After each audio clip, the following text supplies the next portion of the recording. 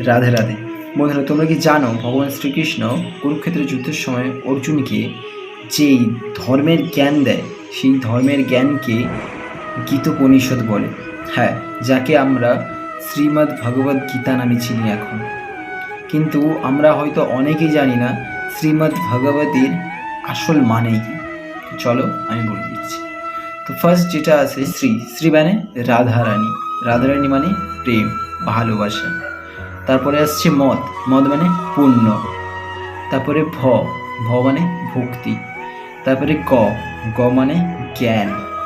তারপরে ব মানে বৈরাগ্য। তারপরে ত মানে ত্যাগ।